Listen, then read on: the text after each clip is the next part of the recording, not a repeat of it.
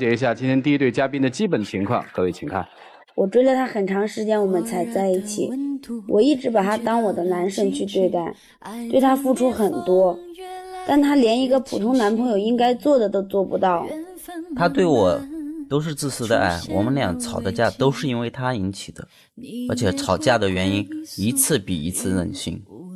我表面上嘻嘻笑笑的，其实我跟他在一起后很怕配不上他，所以我努力对他好，但在他的嘴里却成了我很自私。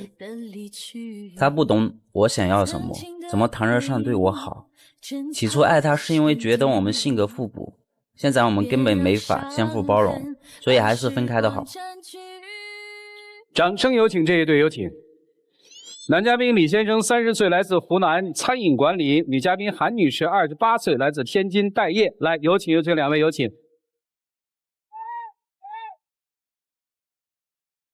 欢迎两位啊！一个湖南，一个天津，是吧？对。你们俩在哪儿生活啊？在深圳。在哪儿认识的？也是在深圳认识的，因为我们都喜欢养狗嘛，遛狗的时候认识的。怎么了？现在是因为小动物打架吗？因为我跟他在一起以后，感觉我们两个人个性越来越不合了，然后冲突和矛盾越来越多。我一直想跟他分手，他不答应。咱们说说吧，你为什么要跟人分手啊？因为我跟他在一起以后，他就是任性的事情越来越多。你举例说吧。就是他老喜欢送我礼物嘛。对。送你礼物？嗨，你这家伙真是，你送你礼物有什么不行的呢？可是他都是送的那些名贵的，就是弄得我特别不好，因为他的家境不错。明白了。就是我朋友老是觉得我吃点软饭一样。明白。那我们两个在一起管别人怎么说干嘛呢？啊，你送他的礼物他都收了吗？收了。这就不对了，你可以拒绝嘛。你收了，你还说人送你礼物，你这太过分了。可是我自己有工作嘛，所以说很多东西我自己买得起。所以我就特别不愿意这样子。行，那说清楚就行。你跟他说，你别送了吧，以后不至于因为这个分手吧？他不是1次2次，而是经常这样子，然后给我送礼物然后我不要，然后他就跟我吵架。你可以都收下来，等到过生日或者什么时候买一个等值的。同样贵重的还给他不就完了吗？我第一次听人谈恋爱就收个礼还谈得这么矫情。还也有买给狗的。他给你买？就我给他的狗也有买过很多东西。就是狗粮啊、零食之类的，也有收。这是有什么呀？真是哎，太较劲了。我问你啊，他送你礼物，你不会做清单什么的吧？你做吗？对，我确实有记，因为他老是这样子，然后不让我花钱，他自个儿就是主动的。你记过账？对，记过账。我跟你在一起那么久，你记清单干嘛？不。哦，这是那个。都是我就是因为次数太多了，我记得也就有限，然后有一些我就记了下来。手机、手表、钱包、衣服、刀架。就是他跟其他女孩子也不太一样，我身边的女孩都喜欢男孩给她花钱嘛。他就挺喜欢为我花钱的，那是因为我喜欢你啊，你长得帅呀。这您把这个账单先毙了吧？这个怎么着？我怕他跑了。所以男生拒绝你是对的，男生就怕你用钱想把我给砸下来，我有尊严，是这意思吧？对，确实，因为我自己有工作嘛，有自己挣钱能力，就我不喜欢这样子，然后。就他是这样的个性，他自己喜欢吃，他就一定要硬塞给你但这个我确实给我造成很大心理压力，很多困扰。明白。然后因为这样的事情，我们两个吵架的次数越来越多，矛盾越来越激烈为什么这次一定要分手呢？就有一次他找我借钱嘛，借3万块钱，我就问他要来做什么，他就说你给不给？不给的话，我就给你分手。分了吗？对，分了啊。那因为作为男朋友，我那时候是的确要买点东西，身上没那么多钱，然后找他借，而且是借又不是要，然后他都没有借给我，我就很生气，他根本都不在乎我。如果是我的话，他找我借的话，我肯定第一时间也会借给他。所以在你的心里面，就是两个人好的话，这个财产的这种流通性、共融性很重要，是吧？你觉得这个很重要，是吧？因为两个人在一起嘛，就没有说那么计较那些。行，明白了，就因为这个分手了。对呀，因为那时候我知道他也会哄我所以就。后来是你哄好的他。对，我哄好了他，因为当时我也觉得可能我自己做的不对，我挺内疚的。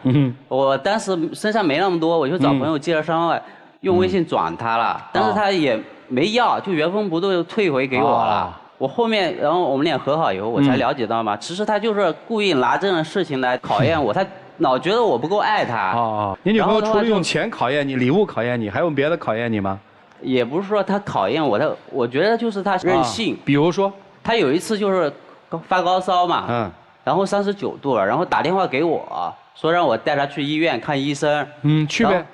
我那会上班嘛，我就说我请个假再过来，他都嫌我太慢了。我回去以后，他非得让我背他下楼，你知道吗？你们那楼是多少层啊？我们是10几层，都有电梯嘛。有电梯，就背到电梯口是吧？对，背呗。我那时候刚跑回来，挺累的，我就说不想背。然后你看我这身板，我背他挺重的，就2步路，你干嘛不能走一下嘞？他轻的话你背吗？那我应该会背吧。其实我也不是特别让他把我背到楼下，只是背一下我就可以。那你平时可以不冲我都生病了，那你背一下我怎么了？是。可是你干嘛嘞？把冰箱门打开，你自己伸进去，你说我用冰箱冷气降温，这都是你气的。我劝你不要这样子，然后你给我推搡，然后把冰箱门给弄坏了。你有力气，然后把冰箱门弄坏，没力气走下楼吗？就是因为你不背我才有力气弄冰箱的。行吧，这事咱们过吧。除了这么任性，还有别的吗？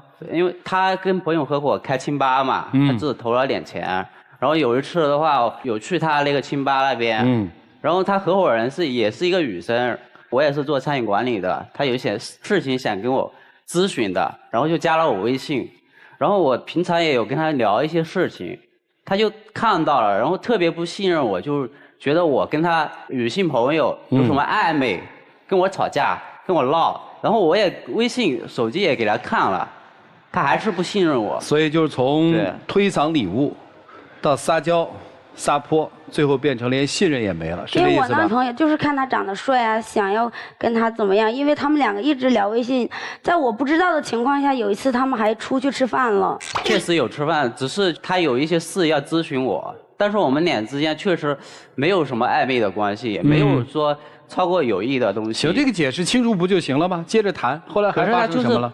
不愿意相信我老是这样子，他老是说我帅，然后的话，其实我觉得我的外形也很一般，就是对。我就喜欢你啊！这没办法了。行，那后来怎么样？就是我们上1个月，然后发生一件事，我觉得挺过分的。你说说。对，他喝酒嘛，然后喝醉了，然后大晚上带着狗出去遛，然后把狗给丢了。所以你要跟他分手，是因为他把狗给丢了？不是，他就是那个时候丢狗那段时间还挺难受的就是我去安慰他，他也难受是吧？对，他也挺难受，但是那个时候他就问我什么时候娶她我觉得他挺无理取闹的，因为他狗丢了和我娶她是两回事当时我就为了安慰他，我就跟他讲，我就说你什么时候把酒给戒了不再乱翻我的手机那 OK， 我们可以考虑结婚，就是这样。然后过了1个礼拜，他自己去买了一个钻戒给到我，他说还有我在他朋友面前，然后给他求婚。那我觉得我们2个现在矛盾和冲突越来越大，很多没法调解的矛盾在这里。我觉得我们俩根本就没有，就是说求婚的那一步。明白。我问他。哎，你狗丢了，为什么还跟你求婚？我们之前经常吵架嘛，我心情也不好，然后我就喜欢喝点酒，然后那一次也是我喝的有点多，然后把我的狗不小心搞丢了。对，这狗丢了和结婚有什么？但是我的狗陪伴我那么久，我已经失去它了，我不想再失去它呀。你的逻辑是我已经失去了一条狗了，我不能失去你是吧？因为它比较重要一点嘛。行。所以当然你不能接受他要跟你分手了是吧？对，然后我就去买了钻戒，我又不需要。你买的钻戒？对，我又不需要太大的婚礼，我就让你在我朋友面前就举行一个仪式就好了，就是表现一下就好了。但是他这些都做不到，他心里面根本都没有我。那就分手呗。那我也不想放过他。哎呀，你这个词儿。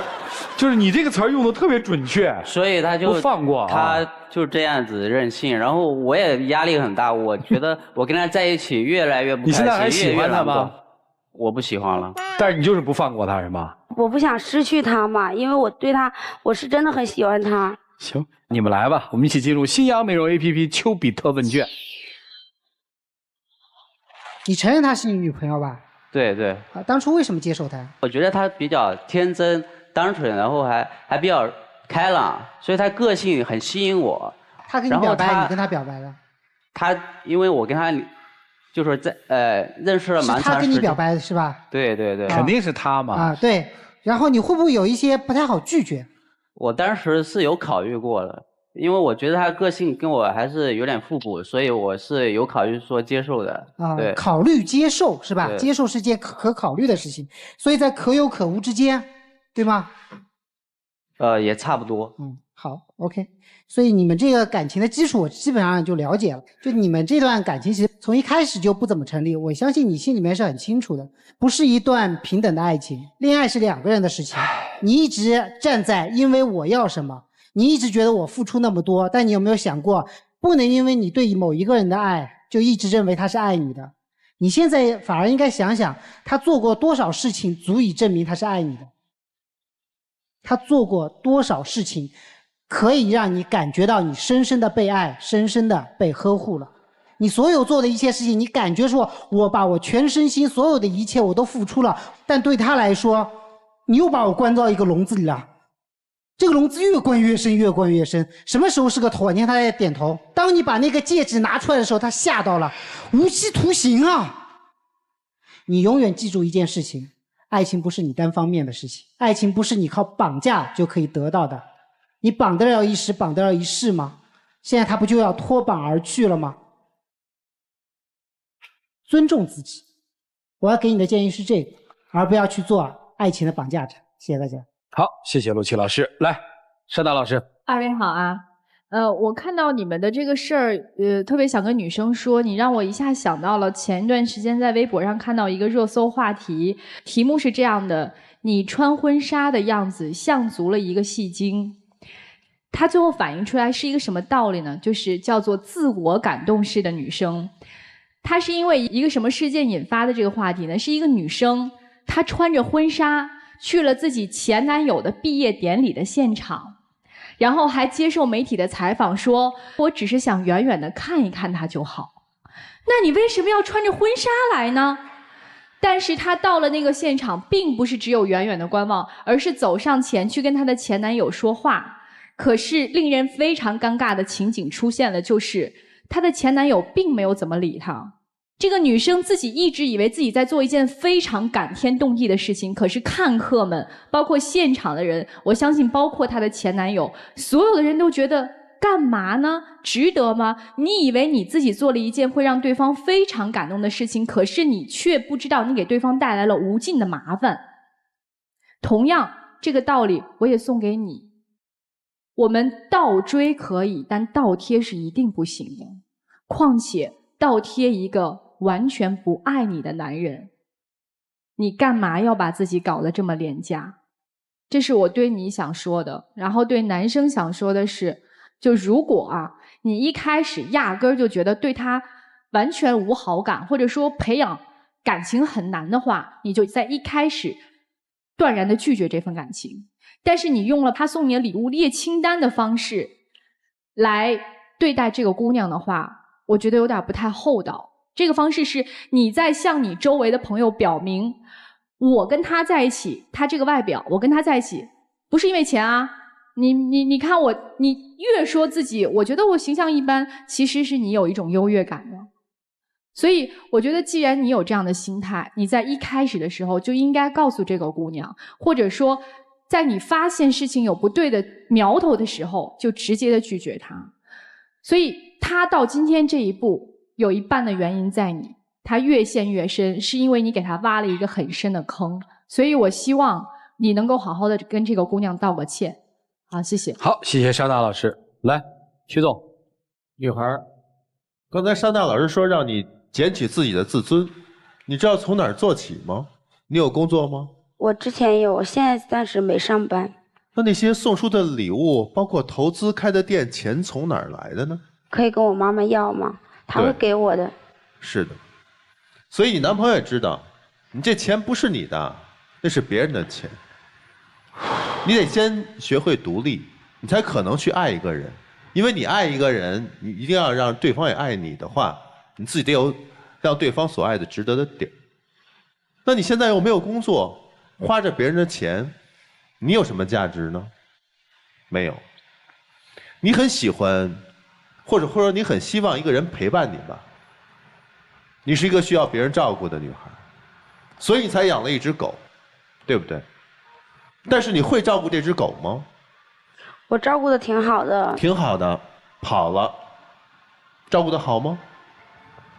跑了，这只狗跑了，你为什么不去找狗？那你迅速做了一个什么动作呢？你要让他向你求婚，你缺少爱。那这种爱是求来的，是花钱买来的吗？不能，先要自爱，让自己独立起来，让自己有价值。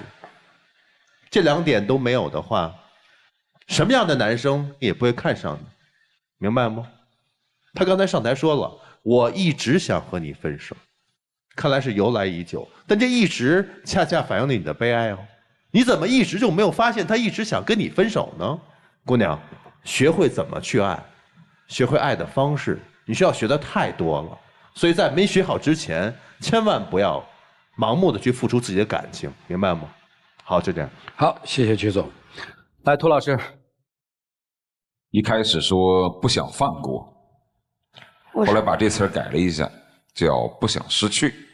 不想放过是心里有恨，不想失去至少你已经拥有，但两者你都不是。你觉得你拥有过它吗？你顶多只能说我不想错过它。你既不爱学习，也没有事业的拼搏心，那就更别提怎么去爱，怎么去关怀，怎么去付出。你所有做的事情都特别的无聊。养狗，有些人养狗彼此陪伴，像朋友，还尊重狗的感受。你是养狗吗？买个钻戒让别人跟自己求婚，你做的每一件事情都特别的无聊，没有任何意义，既不能体现出爱，也不能体现出自己对于生活的理解。你是一个对生活没有追求的人，你不觉得吗？即便你要好好的谈恋爱，就请你好好的谈，踏踏实实的付出，踏踏实实的去了解，别整天整那些没用的，又是买礼物啊，又是买钻戒，你不光没有意义，而且也没什么意思。所以你是一个让人乏味的人。你首先要做的是让自己变得有趣起来，那就是自己要充实，而不是特别的空洞。你甚至已经空洞到要用钱来砸出一个男友，要用种种的考验来证明对方爱自己，其实不过是自己内心脆弱的表现。所以你要变得有点意思，有点追求，还需要有点文化。你觉得你不帅是吧？对，你不觉得过分谦虚是一种骄傲吗？帅不帅这种东西有意义吗？情人眼里出西施，他觉得帅就帅咯。但关键是你自己明明清楚他在你心里是什么样的位置，你很清楚。就是我非常清楚。对啊，所以你就早就应该离开嘛。你给他去营造什么幻想干什么？你与其让我们这些人在这儿对他说一些残酷的话，面对这些人，为什么在生活当中，即便不能成为他的男友，难道不能成为他一面镜子，一个挚友吗？别好人都给你当了，坏人都让我们当了，最讨厌你们这一类人，知道吗？就这样。好，谢谢涂老师。姑娘，我们要负责，对自己负责。你要嫁一个人，这个人一定是喜欢你的，而不是跟你凑合过的，不是被你绑来的新郎，你绑得住吗？所以姑娘，尊重自己，学会去爱人。男生我觉得有一点特遭恨，不喜欢早跟人说，不爱早跟人说。你拖这么久，你越拖到最后，他越不愿意松手嘛。一个人怎么连离开另一个人的勇气都没有？你又不喜欢他，这不就失去了自己吗？好，接下来的时间留给你们，我希望女生能够找回自己，找回一个自信的自我吧。来，一起进入那几天喝古方红糖真情60秒。就是我跟他在一起也1年多了，然后我跟他就是矛盾和冲突越来越多，他也不能真正的懂我想要什么。我跟他讲，他口上答应，但是又不改。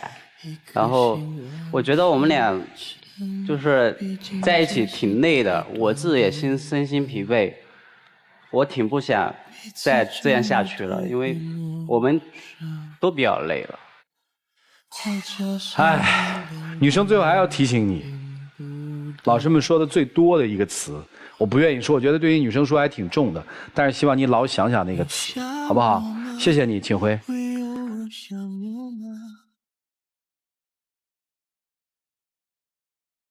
来，请关门。来吧，看看这一对的选择结果，请开门。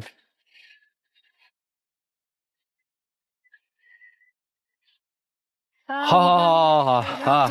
这个结果特别好，特别谢谢我们4位老师啊，点醒了一个有点迷途的小女生，对他们来说，今天的节目真是算来值了啊，因为对未来有一个更清醒的梳理和认识，这是好事。来吧，了解下一对的基本情况，各位请看。我们3年前就在一起了，可是他因为一点小事就跟我分手了，让我特别伤心。当初分手是因为他脾气真的太坏了，但是我对他还是有感情的，所以我们后来又复合了。复合之后，我更珍惜这段感情了，我特别用心去爱他，想跟他有一个好的结果。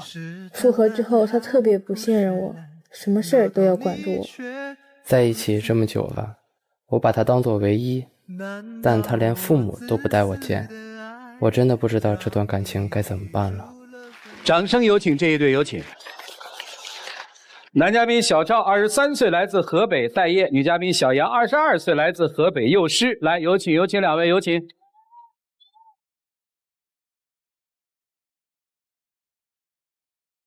欢迎2位哈，谈恋爱多久了？3年了吧？3年了哦，咋认识的？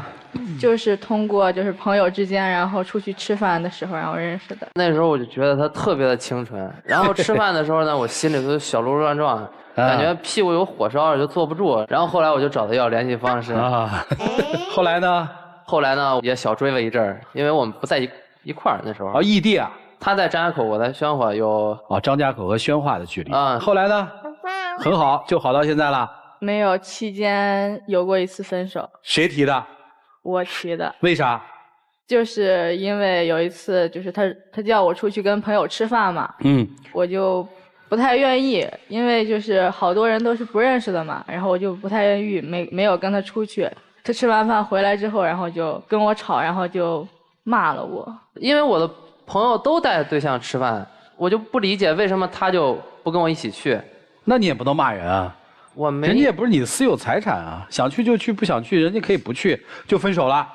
对，因为从小嘛就没有就是受过这种委屈，然后当时就感觉挺委屈的。但是我之前对他都特别的好。你再好，你也不能说要求别人不做就发脾气啊。因为我就觉得对我伤害也挺大的，因为之前特别的好，然后突然就分手，后来也挽回不回来了。然后呢，我就要去当兵啊。然后呢？然后去当兵说来也巧了，然后就因为那时候心脏有点事情，然后就没有走了。但是我就是还想他啊，然后我想找他复合啊。然后当我过去找他的时候，我就发现事情已经不是当时那么回事了。咋了？就在我要去当兵再回来，就这么短3-4个月的时间，然后他就已经有对象了又。这太快了吧！因为当时就是比较伤心嘛，然后比较委屈，然后就又找了一个。那你找了吗？然后当时我为了报复他，我也得找一个，然后我还专门找一个就是他认识的女的。因为目的就是不纯的，结果当时也追上也好了，结果好像没搞2月，人分了。为啥？因为目的不纯呗。是不是你们俩又复合了？对，然后后来我们就复合了。那你们俩不是害人吗？也害己吗？你们干嘛呢？行，年轻，就在一起了是吧？对。但后来呢，我们好了以后相处了一段时间，我忽然间发现，就根本不是一开始我想那么回事儿啊。咋了？因为后来呢，忽然间我就知道，她前男友跟她搞对象的时候，她前男友出过轨，然后出轨以后呢，她居然还会原谅她的前男友。当时我就特别不能理解，为什么？就我之前分手，我再三恳求她都不会原谅我。你较那劲干嘛呀？因为我觉得她爱那个男的就爱的比我要多。连出轨都能够原谅。他不是后来又跟你回来了吗？我就感觉这是触及原则性的问题，都已经出轨了还能够去原谅。因为当时就是我在上大学嘛，然后前男友就是出了这个事儿之后，然后他就一直死缠烂打的，然后就求我，然后跟我保证什么的，然后我觉得他态度挺诚恳的，一心软，然后就又原谅他。这不都是前男友的事儿吗？那你们俩交往有什么问题吗？那个时候呢，我们俩出去逛街，然后我就翻朋友圈，我就碰见我前女友发朋友圈吧，我就顺手点了个赞啊，然后就让他看见了，他就抓住这个事儿就不放了，就说好像啊我还点赞，说就反正就是不行，就刨根问底，一定要问清楚到底咋回事，就反正就跟我闹不机密了，就当时。他说我那个是原则性的问题，那我觉得他这个也是原则性的问题，哪有就是女生不介意自己的男朋友，然后还和前任有联系？行了，除去前男友和前女友之外，你们处的怎么样？我把前女友的任何就是聊天方式呀、照片全删了，但是我后来也发现不是这么回事儿。又咋了？我就是跟别的异性有联系也不行，就是聊会儿天儿。他都会趴过来问怎么回事，怎么回事？你不许跟他聊。如果我要是没解释通的话，那就完了。今天晚上连饭都吃不了了。真的吗？比较介意吧。就是吃醋呗，现在。啊，对。那你现在会吃他的醋吗？那是肯定的，我肯定也吃醋呀。什么时候他干什么事儿的时候你会吃他的醋呢？就比如说吧，我们平时上网，我觉得那网上的，反正就是不安全吧，也感觉那时候他上网，因为他要跟别的男孩子语音还有聊天。然后那时候我就心里觉得不舒服，我都不能跟女的孩子连说话都不行了，然后他打游戏也在那开语音。所以你们俩现在其实彼此对对方都是不信任的呗？我不是不信任，我就觉得。你信任他吗？我觉得有些事就是他没有跟我说，需要沟通。那你觉得他信任你吗？我觉得信任我看得太严了，就是。不信任你还看你看得那么严啊？那还是信任你？我觉得他没有不信任。我这么问吧，你信任他吗？信任他，信任啊，对，行，那你信任他吗？信任吧，就是反正就特别介意他跟女生聊天。不是介意，为什么还是信任呢？但是就是有时候就会暧昧。我再问吧，你们后悔你们曾经分手吗？后悔。后悔。你们后悔你们分手之后又彼此都交往了吗？后悔。后悔。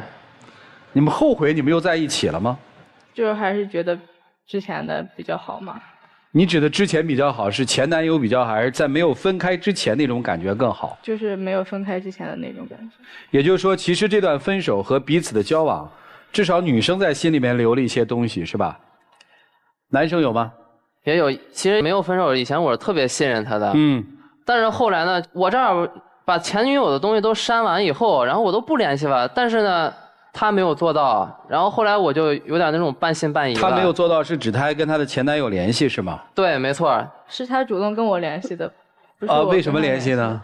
就是因为我跟前男友捡到过一只流浪猫，他那边养不了了，然后就是求我帮他去养这只猫，然后他这儿就不行了，然后就觉得我和前男友有什么联系。是这么想的？对，我就感觉他前男友那时候都出轨了，然后你原谅他，然后他后来把猫给你，然后你还要帮人养着，而且现在都已经是我们的生活了，然后他前男友的东西他要拿过来让融入到我们的生活中，这是我绝对不允许的事情，我连见都不想见那只猫啊！就是你见到猫就好像见到他前男友了呗？对，我就感觉这前男友给他的东西，然后到时候还要有种精神寄托的那种感觉，好像就。那你们现在在一起住吗？我们现在没有在一起住。对啊，那他养他的猫，你也不影响你啊。我有时候去帮他收拾家的时候，我就看见了，我就不行，这就是在我心里就是一根针。然后我后来就用我的办法，我找我身边的好朋友，我说把这只猫，那哥们猫给你养去吧，好好养，好好照顾。然后我对象平时想看，然后能看。然后当时我就这么跟他说的，但他就不行，他还怪我。我反正就觉得啊，他这个事儿应该跟我商量一下。哦，没商量。对，毕竟我也不是那种蛮横不讲理的人嘛。然后他就私自送出去了。行。那你们俩这次为什么而来呢？我现在因为就是我的父母都各自有各自的家庭，现在就是我自己一个人住，然后我觉得我有能力照顾他吧，从小我就很独立，然后我就想把他接过来，因为他平时自己一个人住的话，下了班以后就没有时间吃饭呀什么的，就他总胃疼，然后我想把他接到就跟我一起住，这样他还能不用租房呀，缓解自己压力啊什么的，然后我还能更好的照顾他，但是就是这样我出于好心，但是他根本就不同意。主持人是这样的，因为我觉得我们年龄也比较小，另一方面就是我父母不同意。这个事儿他跟我说了，然后我跟他说，我说那阿姨和叔叔那边我可以去跟阿姨和叔叔说，让他父母放心。但是我去说这个事儿，他根本就不让，他连父母都不让见。有一次我想去找他们，去他们家找他，然后顺便我就想趁机见见父母，结果还没等到他们家让他知道我来了，直接把我撵走了。我原本是好心，但是就感觉是热脸贴在冷屁股上。也就是说，你并不知道他父母对你什么态度，是吧？对，我并不知道。行，然后他就跟我我们有段采访你听一下，我们都听一下啊，来。您同意您女儿跟小赵交往吗？我肯定不同意。不过平时就听闺女说的，小赵是离异家庭长大的。我跟他说了，你不要跟他在一块儿，他不听。离异家庭的长大的孩子吧，好多都相伴不好。我女儿自打和他在一起之后了，经常回来都相情不好，我就觉得肯定是这小子又惹他生气了。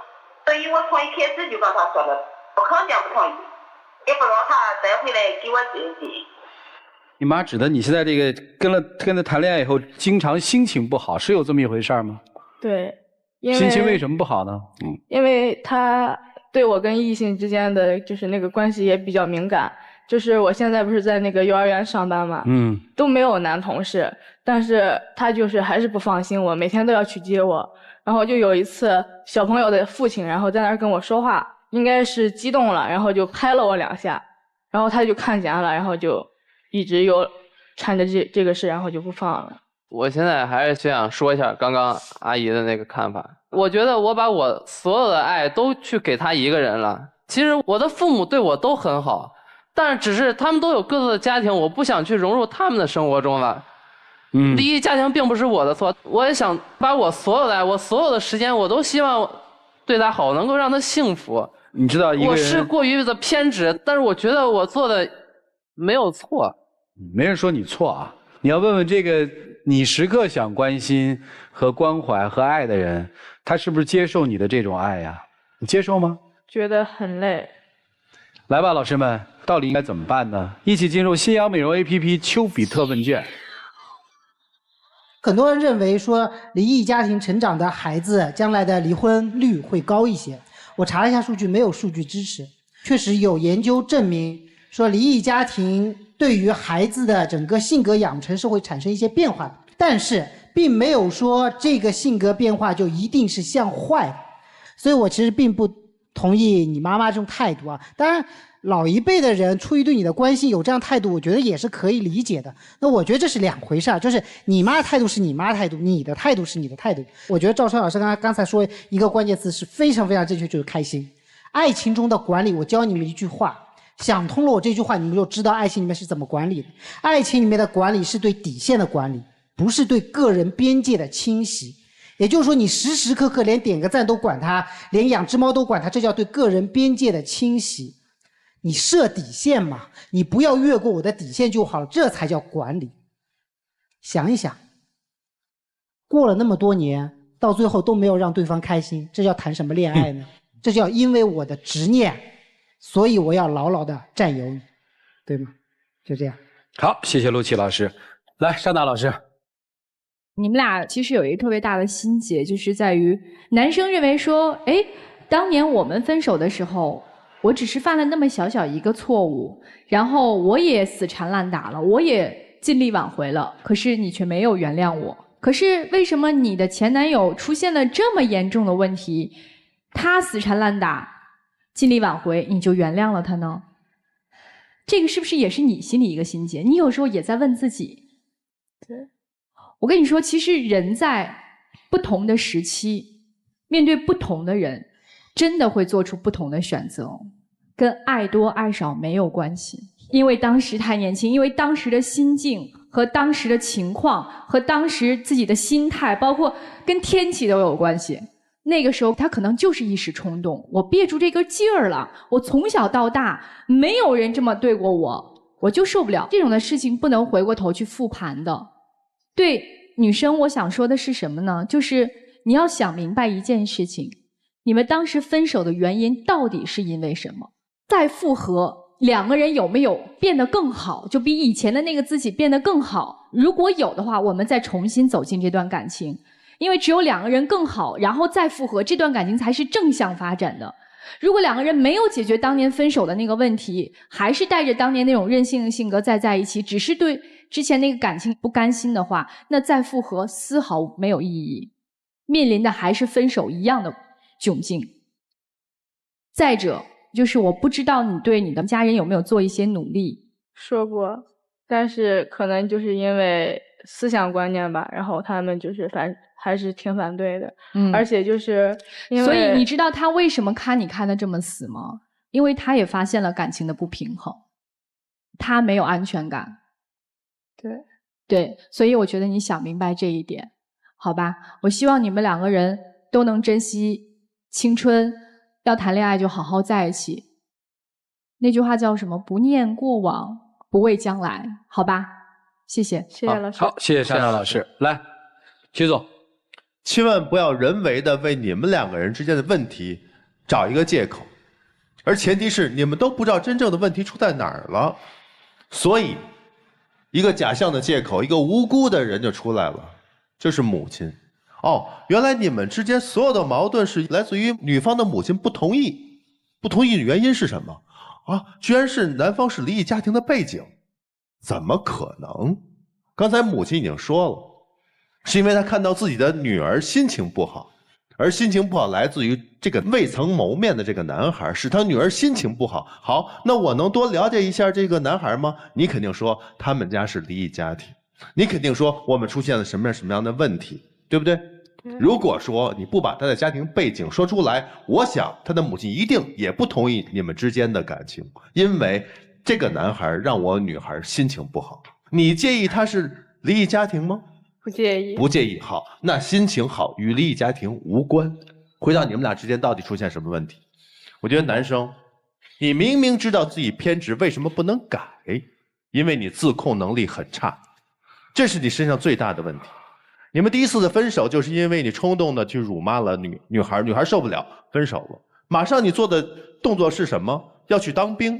你没有想尽方法认识自己的问题去挽回这段感情，但是你去当兵你要走，当然没走了。那好，怎么办？报复，又找另外一个无辜的女孩，对不对？后来还是要分手，你对她发火一定是经常性的事情。等等的，我去接你就要看着你，都是你的自控力的问题，明白吗？明白了。而女孩呢？一次辱骂或者一次吵架你都能分开，是吧？这么刚烈的一女孩居然能够原谅自己男朋友的出轨行为，你到底你的原则性在哪儿呢？好，原谅了那个男朋友的出轨，居然这个男朋友为前女友点个赞都不能允许，你的点到底在哪儿？你应该怎么爱一个人你都不知道，你知道吗？你真正的问自己，心情不好到底是因为什么？我觉得你和他可能在一起已经不适合了。你们俩之间的出现的问题是你们自己的问题，不是家长的问题。家长在这点很无辜，就这样。好，谢谢曲总。来，蒲老师。如果有一天你的女朋友喝醉了，打了你的电话，叫的是前男友的名字，你觉得她更爱你还是更爱前男友？更爱前男友。因为她叫的是前男友的名字，是吧？对。但有些人说，但他拨打的电话是你啊，说明你是他最熟悉、最依赖的那个人呢。这怎么解释呢？能喝醉了随手拨打出去的电话，一定是自己最信赖的人。所以有些事情啊，就看你怎么去想。你可以这么想，你也可以那么想。你说他可以原谅前男友的出轨，你说因为他更爱他。我也可以认为他是更不爱他。我既然不爱的话，你出不出轨跟我来说就没有太大的伤害。你说他连对于你跟别的女人点赞都不能容纳，你说他没有那么爱我，那我也可以理解为他连你给别的女生点赞他都吃醋，那说明他很爱你啊。所以说公说公有理，婆说婆有理。如何去证明一个人更爱自己，并不是形式上的问题，而在于你自己内心深处。你要是觉得他不爱你，你怎么想你都可以找出理由来说他更爱前男友。如果你认为他爱你，你也能感受到这种爱，那么很多理由你自己也能解释得清楚。所以有的时候我们是应该诚实一点，诚实一点的面对自己的内心深处。我到底爱他有几分？他到底对我怎么样？虽然爱情有的时候是盲目的，但有的时候自己的内心的那杆秤是骗不了自己的。咱们能不能今天在这个舞台上诚实的面对自己？我们这些年来兜兜转转的又复合在一起，到底是因为什么？前两天抖音上有一个视频特别火，视频的画面是一个女生穿着婚纱被一个男生扛起往外面跑，然后视频的题目叫做二婚我娶了初恋，祝贺我吧。所以说其实在感情的过程当中，新婚、再婚和复婚，复婚是最难说得清楚的，也是最难的。你们俩是失去了之后彼此又走到一起，走到一起之后是因为再也遇不上合适的人彼此凑合，还是真的比较珍惜之前两人在一起的那段感情？其实这个答案你们自己内心清楚。既不要因为过于的为了珍贵而珍贵，也不要过于的为了自己内心的想象而想象。你们自己心里清楚，爱对方几斤几两，对方爱自己到底有几分？好吧，诚实一点。好，谢谢涂老师啊，谢谢老师。女生是对你好吧？对，但是挺害怕的吧？就是感觉好的有点过头。你看。所以他的直觉是对的。第一次难道仅仅就是因为那样的争吵他就跑吗？而且跑得那么坚决吗？我想那个时候可能已经害怕了吧，控制，想摆脱，就是第一次离开的最重要的理由。而那次争吵不过就是一个借口，那个时候就已经控制得很严了。我说的没错吧？你想改变是吧？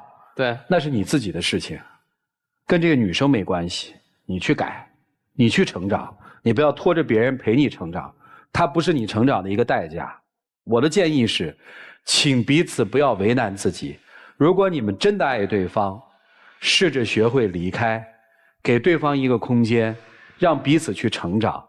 我倒觉得，如果你们这次分手了，2到3年都没有去谈男朋友或女朋友，都没有新的情感开始，也许下一次你们在相遇的时候再次开始，你们会特别的幸福。别这么拧巴在一起了。一起进入那几天和古方红糖真情60秒。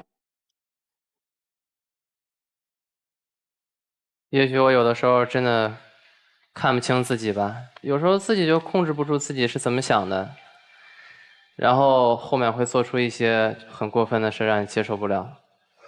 但是我心里真的从始至终，我心里都一直想着是你，就没有想过别的。我知道你对我的好，就只是你太过敏感了。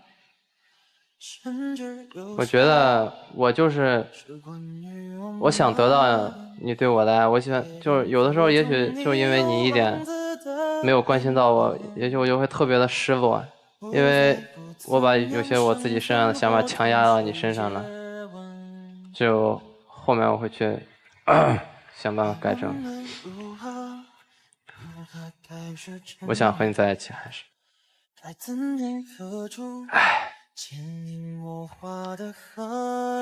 谢谢2位啊，男生也很坦诚，回去吧，谢谢你们，好好考虑一下好吗？谢谢啊，请回。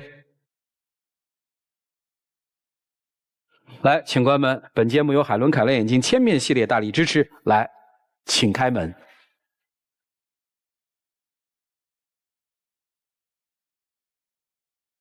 就在一起，请让我们相遇。你后面的日子，我们一起相依。我会亲着你，我会纵容你，谁要欺负你？来吧，有请我们的小花童。来，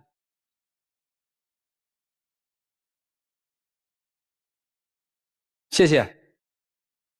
成功牵手，来，我们来见证属于他们的浪漫时刻，请见证。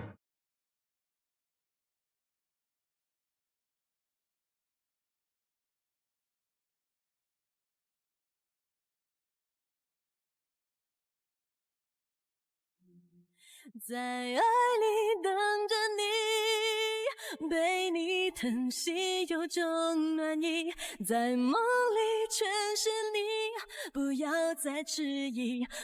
好了，请亮灯啊！来来来，不哭啊！你们要决定相爱就好好相爱，好吗？好，爱的放松一点，好不好？好，谢谢你们啊！谢谢主持人，谢谢你们，谢谢各位老师，请回。未来变得那么清晰，在爱里全是你，思念让心跳。我其实还是挺替他们担心的，但是如果他们能够很轻松的相爱，也许也挺好。所以生活的事儿说不准，我们不做生活的判官，我们也判不起，也判不了。我们对每一对嘉宾朋友的自我选择